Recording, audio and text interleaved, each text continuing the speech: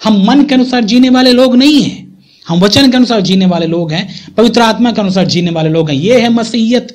मसीह लोग मन के अनुसार नहीं जीते मेरे प्यारे भाई और बहन, याद रखिएगा। कई लोग ऐसा समझते हैं, मैंने कई मसीहों के मुंह से ये गंदी चीजें सुनी है, मेरा मन नहीं कर रहा था चर्च में आने का। तुम्हारा मन जाए भाड़ में, क्या तुम्हारा मन है? तुम कौन हो? बाइबल नहीं पढ़ते हो आप? नहीं पढ़ते? मन सबसे ज्यादा धोखा देने वाला है और मन पर तुम भरोसा कर रहे हो। और कई मसीह लोग हैं जो मन के अनुसार अपना जीवन बिताते हैं, संसारिक लोगों के जैसे ही। संसारिक लोगों को तो भूल ही जाओ, तो ऐसा करते ही हैं। उनके लिए गॉड उनका मन है। मन में उठने वाली सारी बातें उनके लिए परमेश्वर की इच्छा है। जो उनको मन करता है वही सही है, जो उनके लिए मन के अनुसार गलत है वो गलत है। मन उनको चलाता है। हमारे लिए, कई विश्वासियों के लिए हाँ मन ही है। मन कर रहा था, मन नहीं कर रहा था। तो तुम्हारे मन के अनुसार चलेगा आपका जीवन?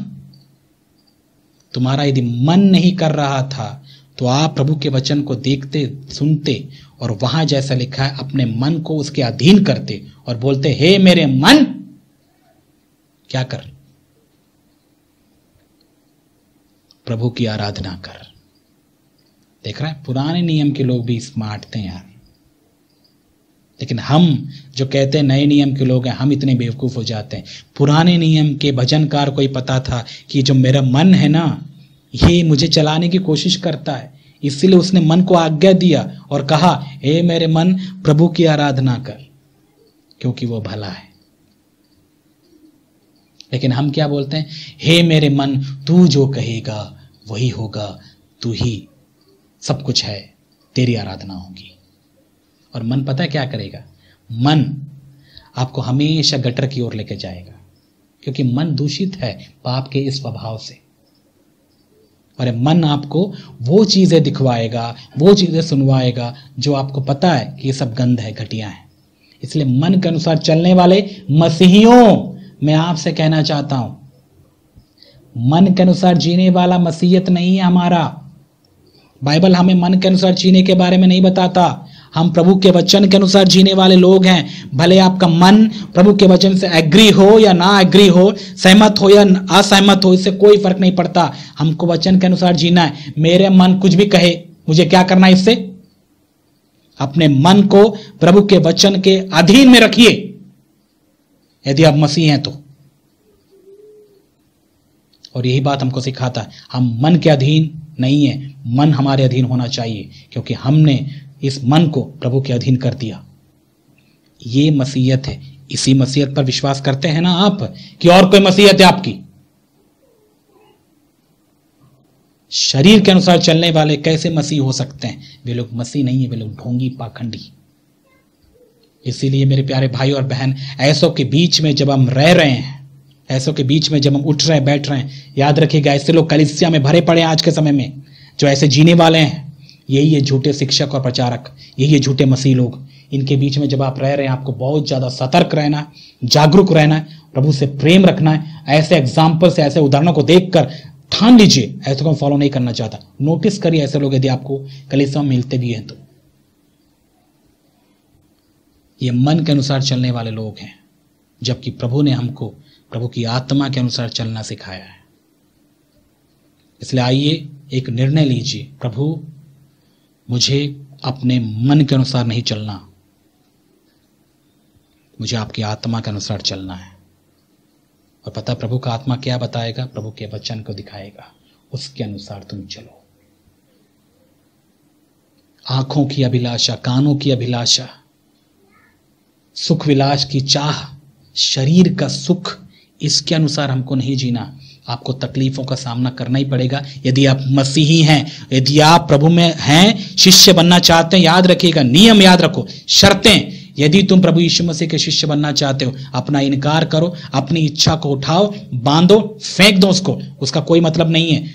उनका इनकार करके अपना क्रूस उठाओ, दुख सहने के लिए तैयार हो जाओ आप। दुख कैसे? अपनी जब इच्छाओं को आप मारते रहोगे ना, दुख होगा। वही है क्रूस उठाने का मतलब, अपनी इच्छा को सैक्रिफाइस करना, अपनी इच्छा को क्रूस पर मारते रहना। उसके बाद चलो यीशु मसीह के पीछे, उसका शिष्य आप ही हो। वही है मसीहियत। ऐसे चलने का यदि दम है तो आप यीशु मसीह के अनुसार चलिए, उसका अनुसरण करिए। नहीं दम है तो मैं आपसे कहता हूं आप चले जाइए यार, जाइए, कोई मतलब नहीं है आपका। आप किसी के लिए आशीष का कारण नहीं बन सकते, उल्टा आप लोगों को गड्ढे में लेके जाएंगे। आप बहुतों के लिए ठोकर का कारण बनेंगे। और ऐसे ठोकर का कारण नहीं बनने से अच्छा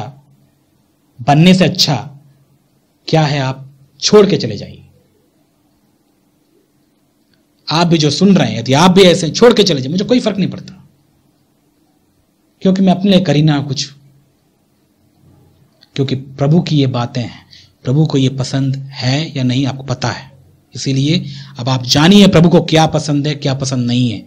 मन के अनुसार जीने वाले लोगों, मैं आपसे कह रहा हूं, आप मन फिराइए, इन गंदी चीजों से अपने मन को हटाकर प्रभु के पास लाइए, प्रभु के वचन के अधीन करिए और अपने आप को प्रभु को सौंपिए, ताकि प्रभु आपको अनुग्रह दे और आपको एक नया जीवन प्रदान हो। समझ में आ रहा है? उम्मीद है इतना कहने के बाद, इतना बताने के बाद आपको समझ में तो आया होगा। सो मेरे प्यारे भाई और बहन, अंत में मैं आपसे ये कहना चाहूंगा कि प्रभु आपकी सहायता करे और आप प्रभु के प्रेम में बढ़िए। ऐसे शारीरिक लोगों से सावधान रहिए और खुद भी ऐसे शारीरिक अवस्था में जीवन ना बिताएं। खुशखबरी सुनिए, प्रभु के पास आइए। प्रभु आपको अपनी आत्मा से भरेंगे और प्रभु का आत्मा ही आपका लीडर है, वही आपका अगुवा है, जो आपको प्रभु के वचन से आपकी अगुवाई करेगा। मन के अनुसार डिसीजंस मत लीजिए। आप प्रभु की आवाज को सुनने की इच्छा रखिए, और जैसे यीशु मसीह ने कहा, मेरी भेड़ मेरी आवाज को सुनती है। और यदि आप प्रभु के भेड़ हैं, आप उसकी आवाज को सुनेंगे और अब भी सुन रहे होंगे। सो इन्हीं बातों के साथ मैं ये दुआ करता हूं कि प्रभु आपको आशीष दे और भी बढ़ाए, उसके प्रेम, उसके स्वभाव में और भी आप मजबूत होते जाओ। प्रभु आपको आशीष दे। आमीन।